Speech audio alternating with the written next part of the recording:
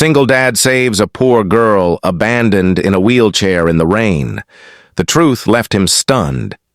Rain had a way of erasing the world, turning roads into mirrors and hearts into exposed wounds, and on that storm-soaked highway in rural Ohio, a single moment changed two broken lives forever.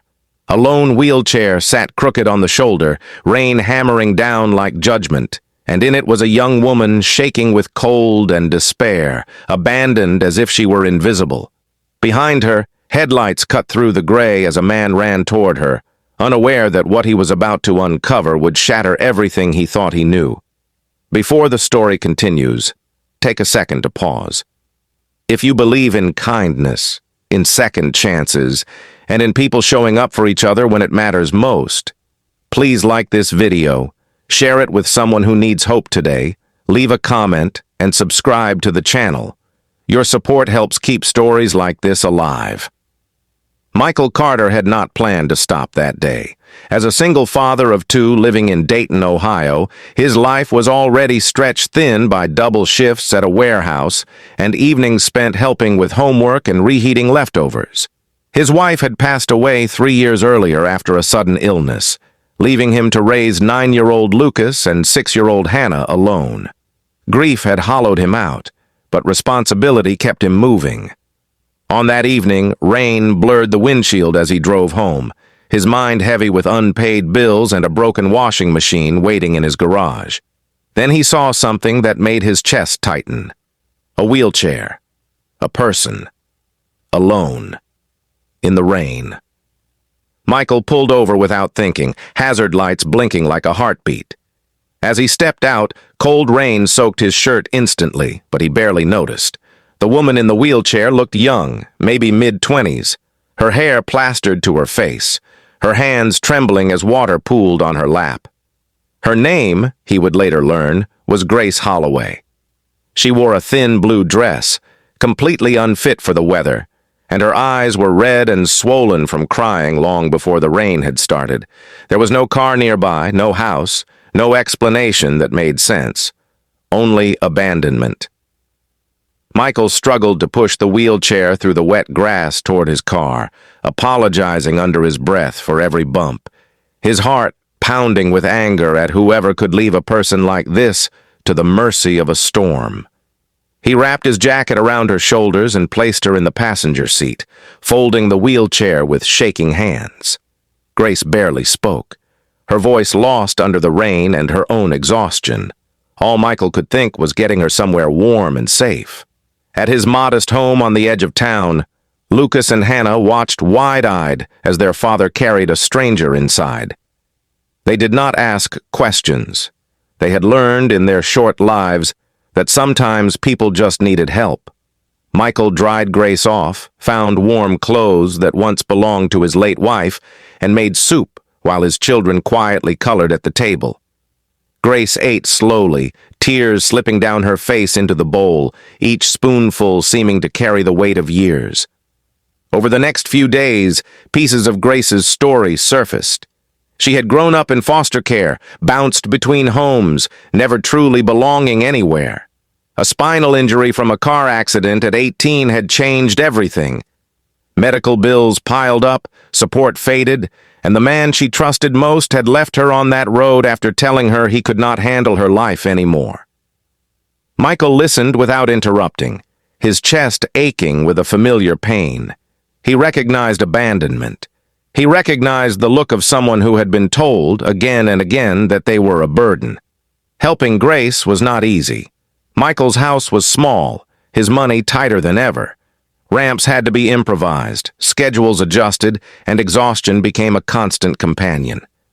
Some nights, after the children slept, Michael sat at the kitchen table staring at old photographs of his wife, wondering if he was doing the right thing or if he was slowly drowning himself and his kids in someone else's tragedy. But every morning when he saw Grace trying to smile despite the pain in her body and her past, something in him refused to quit. As weeks passed, a fragile rhythm formed. Grace began helping Hannah with reading, her patience endless. Lucas learned how to fix the loose wheel on her chair, beaming with pride when he succeeded. Laughter returned to the house in small, careful doses, like light seeping through cracks. Yet beneath it all, Michael sensed there was more Grace was not saying. Her nightmares were intense. Her fear of hospitals was overwhelming. And sometimes, when Michael mentioned his late wife, Grace would go silent, her face draining of color. The truth revealed itself one quiet afternoon when Michael found an old newspaper article Grace had accidentally dropped. It described a fatal hit-and-run accident from years earlier. His wife's name was there. The driver had never been found. Michael's hands shook as he read, his heart slamming against his ribs. Grace, in tears, confessed everything without words. She had been in the car that night, a scared teenager pressured by an older friend to stay silent. The guilt had eaten her alive ever since. Her injury came later, but the shame had already chained her to self-hatred. Michael felt like the ground had disappeared beneath him. Rage, grief, and disbelief warred inside him. The woman he had saved was tied to the worst night of his life. For hours, he retreated into himself, memories crashing like waves. He thought of his children, of the pain he had carried alone, of the anger he still felt toward a faceless person who had taken his wife away. Grace waited, bracing herself for rejection, for being thrown back into the storm she thought she deserved. But something unexpected happened. Michael realized that hatred had already stolen enough from him. He saw not a monster, but a broken young woman who had been punished by guilt every single day since that night. Forgiveness did not come easily, but it came honestly, born from empathy and the understanding that carrying bitterness would only deepen the wounds they both shared. In choosing to forgive, Michael felt a weight lift that he had carried for years without knowing it. Grace began therapy. Michael sought counseling, too. Healing was slow, uneven, and painful, but it was real. With community support, accessibility improvements were made to the house. Grace enrolled in online courses, determined to build a future she once thought impossible. The children thrived in the presence of someone who taught them compassion, not through words, but through lived example. Years later, on a clear spring afternoon, Michael watched Grace cross the stage at a community college graduation, her wheelchair decorated with flowers, her smile steady and proud.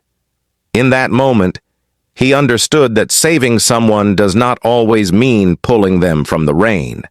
Sometimes it means standing with them afterward, when the storm inside finally begins to quiet. If this story touched your heart, if it reminded you that forgiveness can change lives and that kindness can grow in the most unexpected places, please take a moment to like this video, share it, and stay connected with the channel. Your engagement helps spread messages that matter.